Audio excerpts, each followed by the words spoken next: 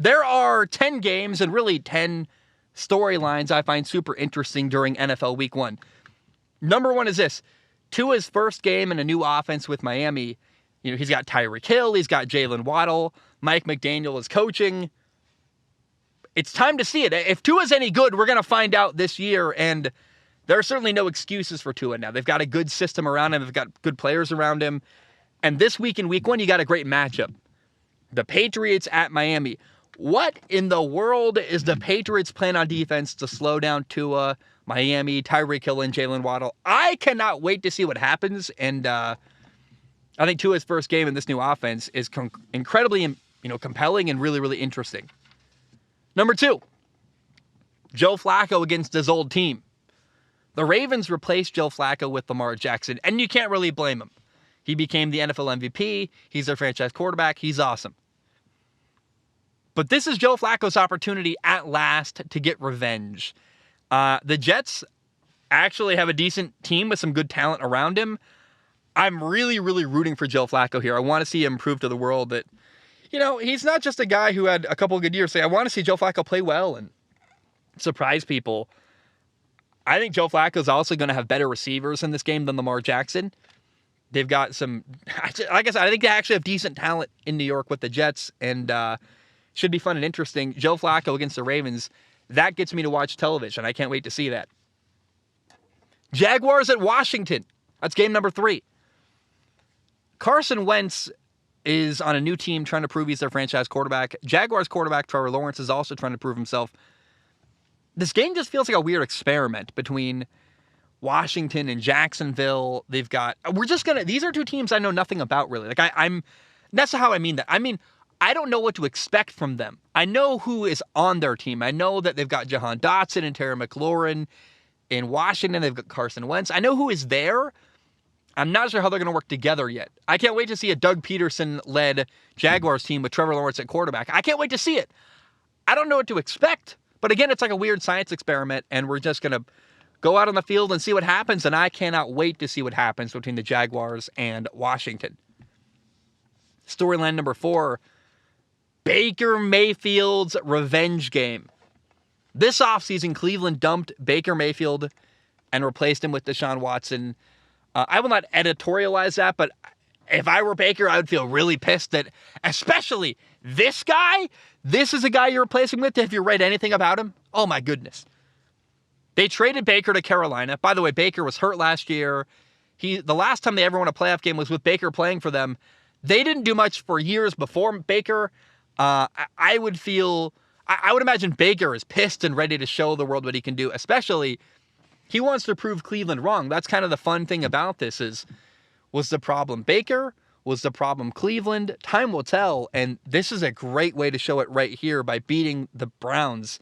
Baker's healthy, and I think Baker's got an opportunity here to show Cleveland what they're missing.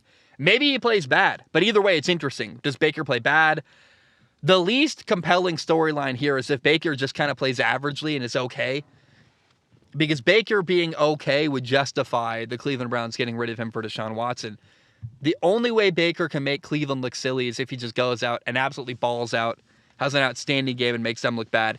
And you bet your bippy, that is what I am rooting for. I want to see Cleveland go down ugly and get dominated by Baker Mayfield. That sounds chaotic and fun, and I'm all here for it. Number 5, how will Daniel Jones look in his first game with Brian Daboll's offense?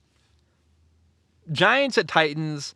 I'm just really excited to evaluate Daniel Jones because Brian Daboll helped develop Josh Allen into arguably the best quarterback in the NFL now. The question is, can Brian Daboll save Daniel Jones? I don't think so. I'm going to give him 6 games and evaluate as we go. By game number 6, I'll have an answer for you, yes or no. But this is game number 1 of Daniel Jones and Brian Daboll, the experiment. Can it work?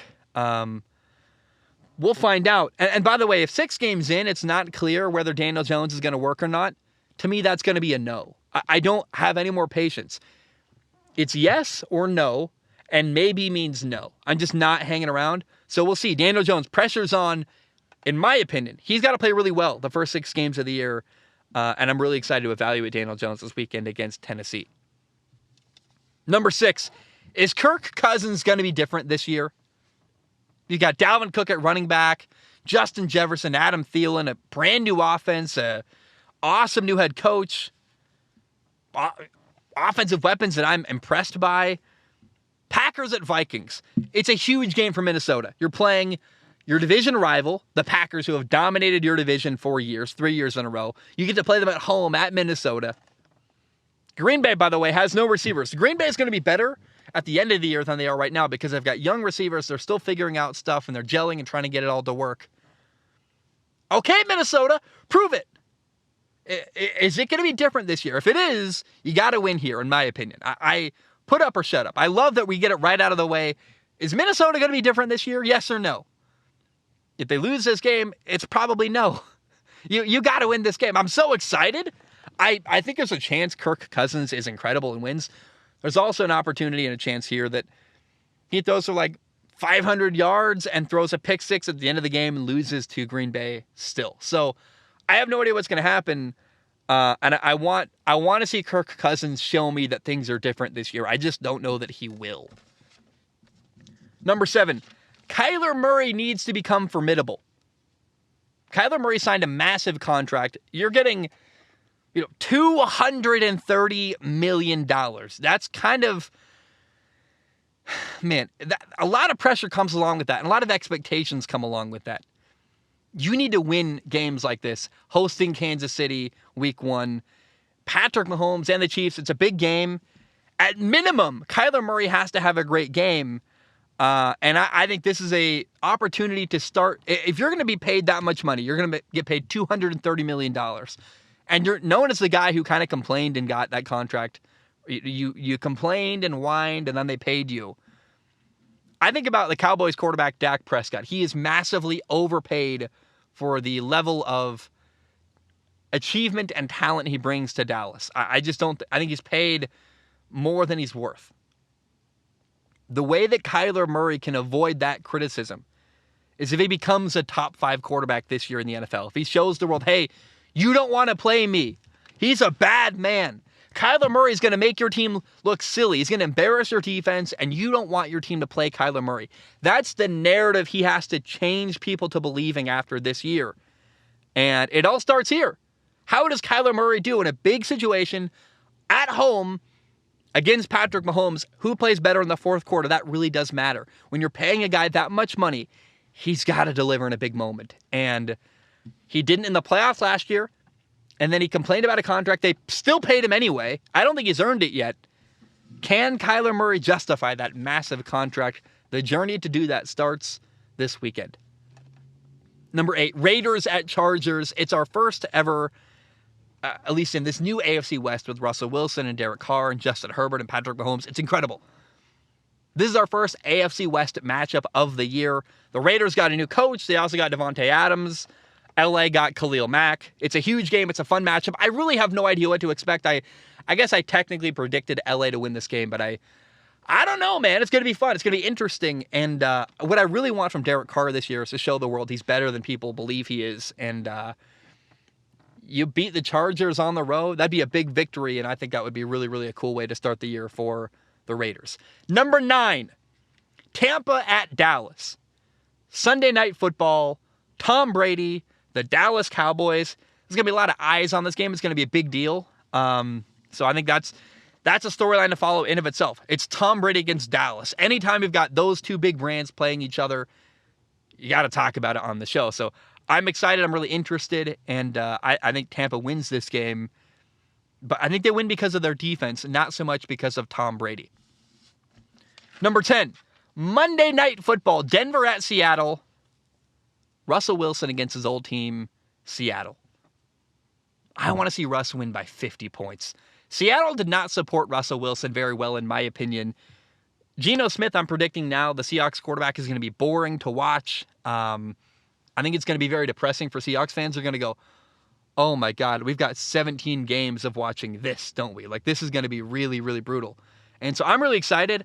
And I think what's most important to me in this game is Russ is going to remind everyone just how good he is. Do not forget, Russell Wilson's a future Hall of Fame quarterback. I think somehow people have forgotten that about him. They oh, he was bad in Seattle. No, he had no support in Seattle. It was really frustrating. He had a bad offensive line for like years and years.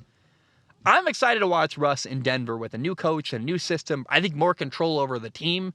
He's got more power. He's listened to more in Denver. Man,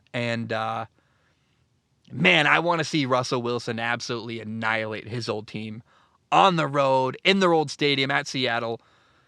The NFL, they really just gave us so many gifts this week with week 1. Just Baker Mayfield against Cleveland. Oh my gosh.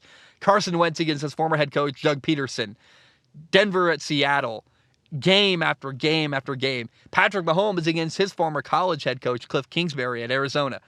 So many great games week 1. I cannot wait. And please feel free to let me know, what are you most excited to see during NFL week 1? Because I shared you the 10 things I'm really excited to see, but I'd love to hear what you guys think as well.